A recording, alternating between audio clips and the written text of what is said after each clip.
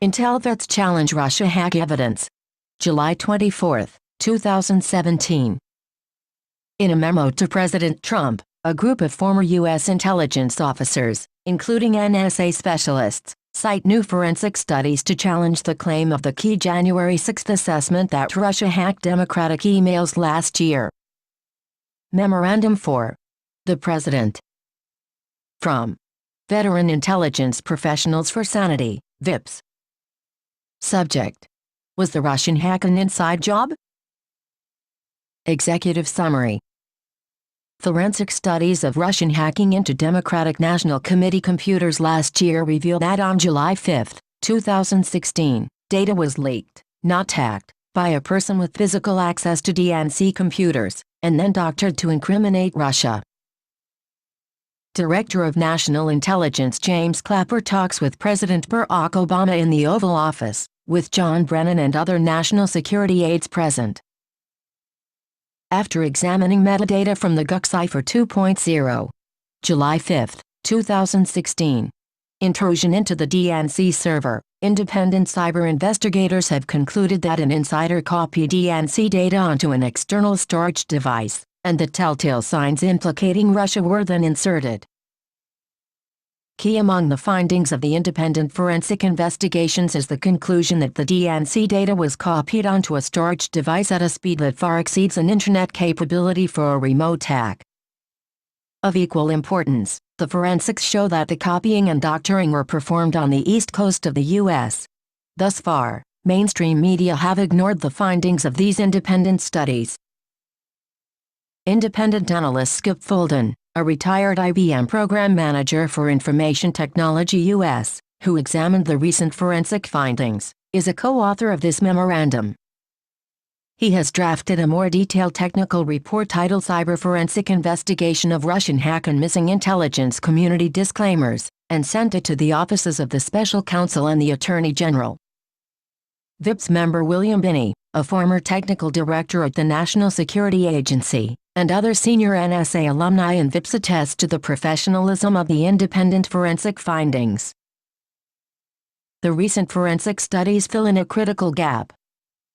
Why the FBI neglected to perform any independent forensics on the original GUC Cipher 2.0 material remains a mystery, as does the lack of any sign that the hand-picked analysts from the FBI, CIA, and NSA, who wrote the Intelligence Community Assessment dated January 6, 2017, gave any attention to forensics. Note: there has been so much conflation of charges about hacking that we wish to make very clear the primary focus of this memorandum. We focus specifically on the July 5, 2016 alleged GUC Cipher 2.0 hack of the DNC server. In earlier VIPS memoranda we addressed the lack of any evidence connecting the GUC Cipher 2.0 alleged hacks and WikiLeaks, and we asked President Obama specifically to disclose any evidence that WikiLeaks received DNC data from the Russians. Addressing this point at his last press conference, January 18, he described the conclusions of the intelligence community as not conclusive, even though the intelligence community assessment of January 6 expressed high confidence that Russian intelligence relayed material it acquired from the DNC to WikiLeaks. Obama's admission came as no surprise to us. It has long been clear to us that the reason the U.S. government lacks conclusive evidence of a transfer of a Russian hack to WikiLeaks is because there was no such transfer. Based mostly on the cumulatively unique technical experience of our ex-NSA colleagues, we have been saying for almost a year that the DNC data reached WikiLeaks via a copy leak by a DNC insider, but almost certainly not the same person who copied DNC data on July 5, 2016. From the information available, we conclude that the same inside DNC copy leak process was used at two different times, by two different entities, for two distinctly different purposes. 1. An inside leak to WikiLeaks before Julian Assange announced on June 12, 2016, that he had DNC documents and planned to publish them, which he did on July 22, the presumed objective being to expose strong DNC bias toward the Clinton candidacy, and 2. A separate leak on July 5, 2016, to preemptively taint anything WikiLeaks might later publish by showing it came from a Russian hack. Mr. President, this is our first VIPS memorandum for you, but we have a history of letting U.S. presidents know when we think our former intelligence colleagues have gotten something important wrong, and why.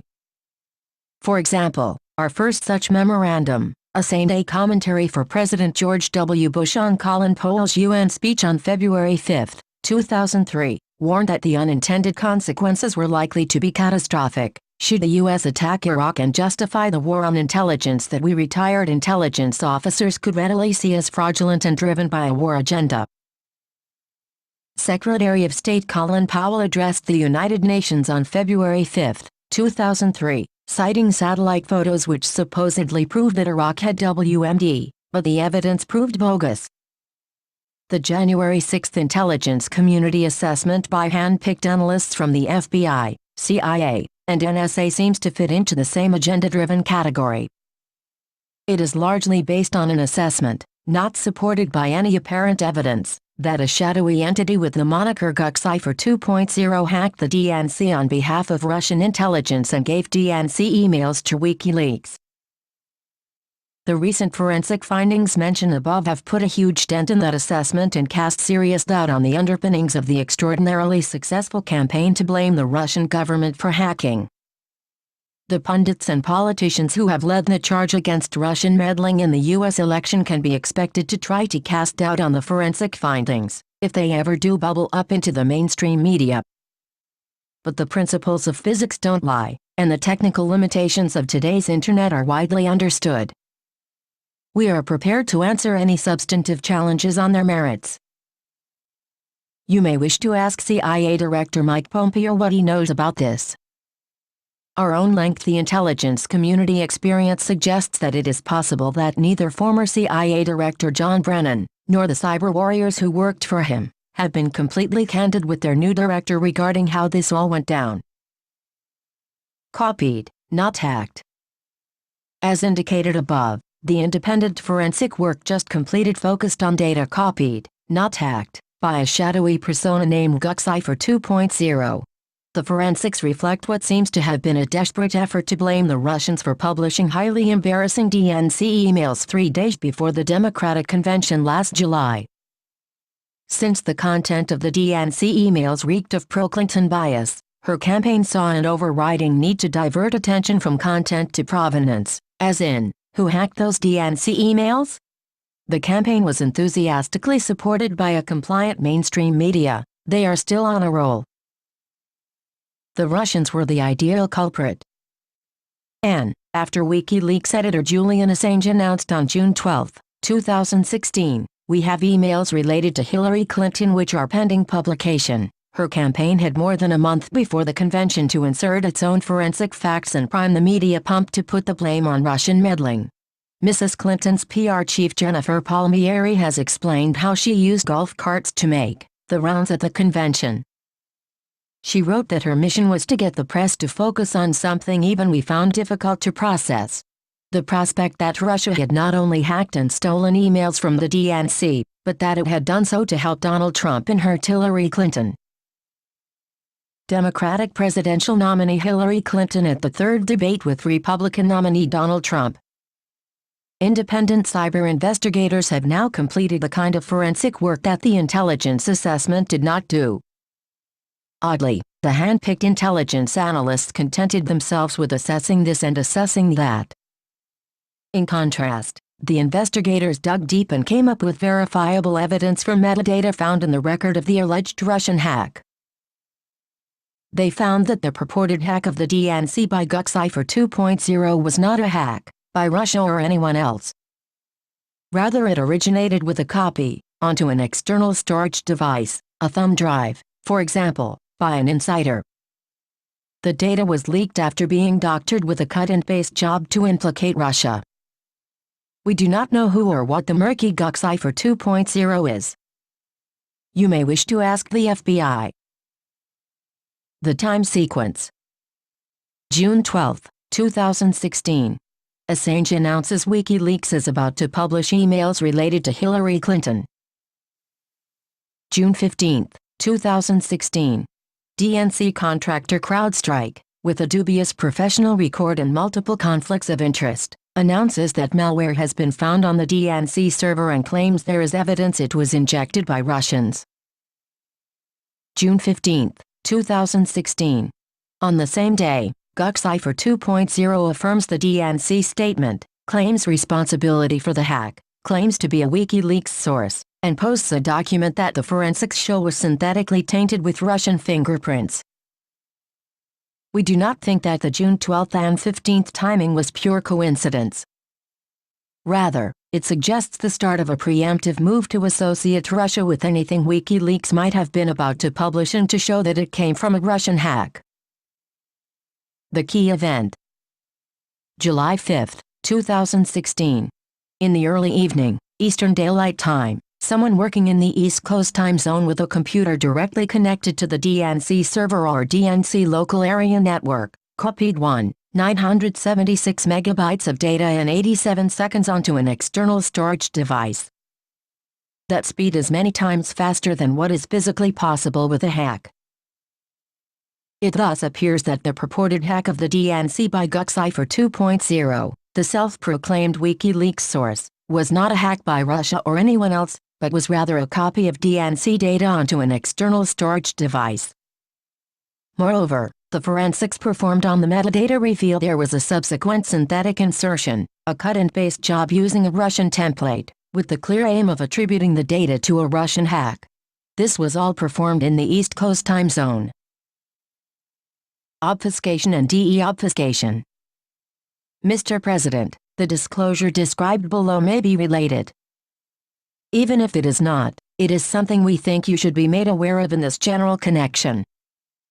On March 7, 2017, WikiLeaks began to publish a trove of original CIA documents that WikiLeaks labeled Vault 7.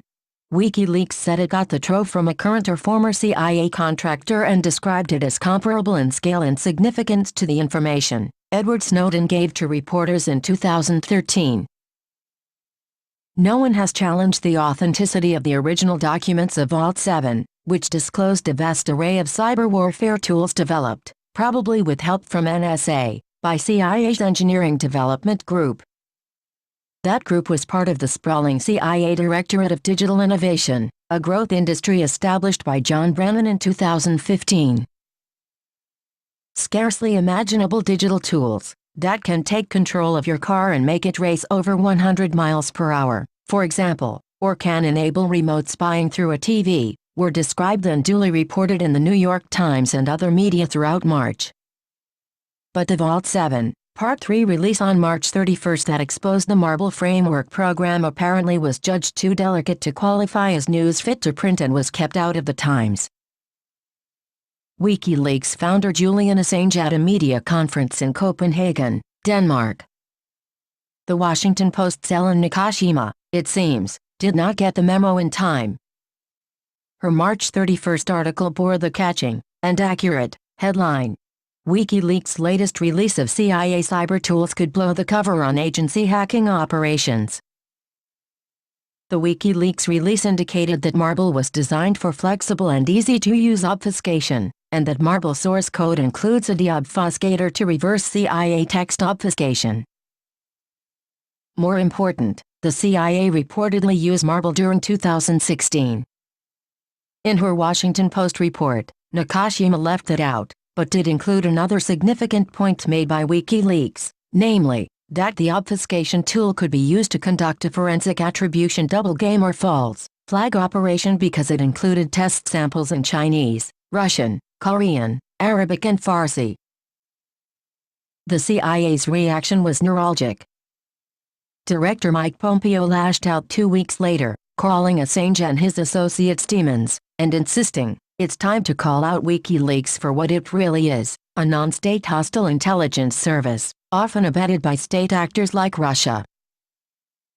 Mr. President, we do not know if CIA's Marble framework, or tools like it, played some kind of role in the campaign to blame Russia for hacking the DNC.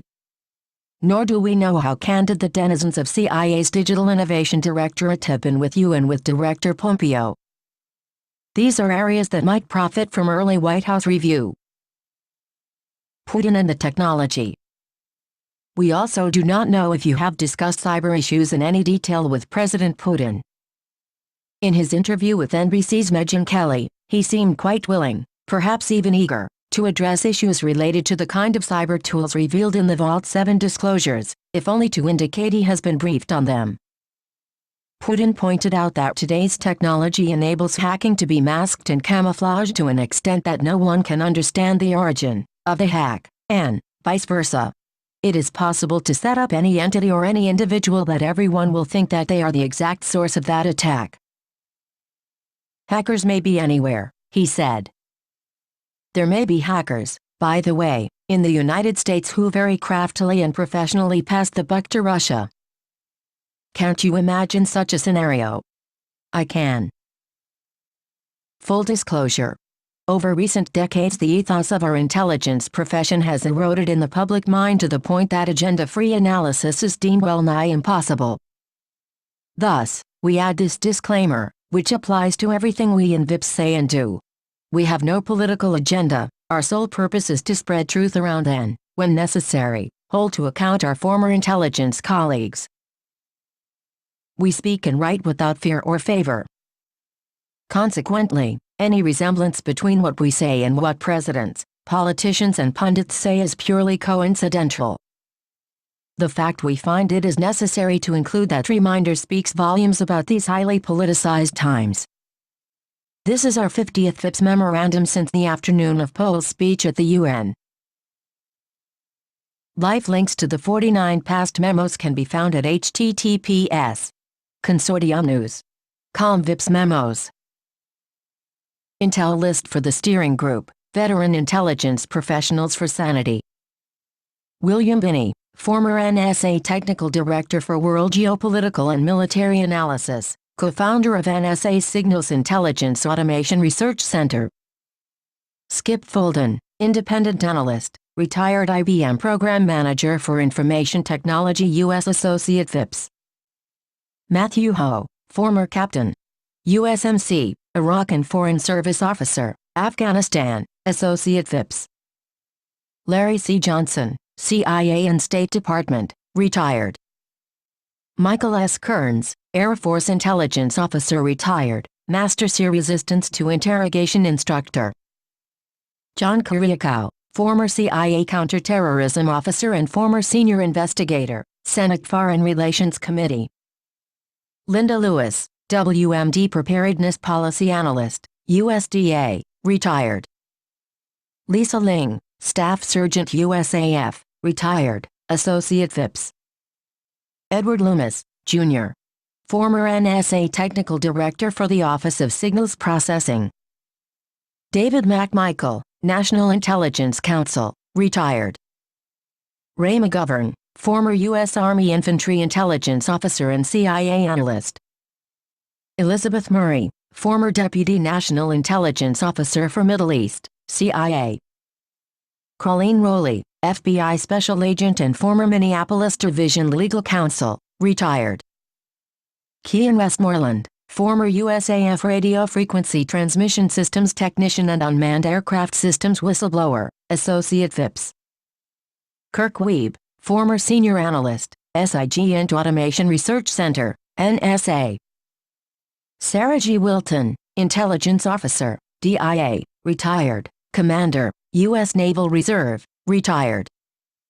Ann Wright, U.S. Army Reserve Colonel, retired, and former U.S. diplomat. https:// Consortium News. Com July 24, 2017 Intel Vets Challenge Russia Hack Evidence.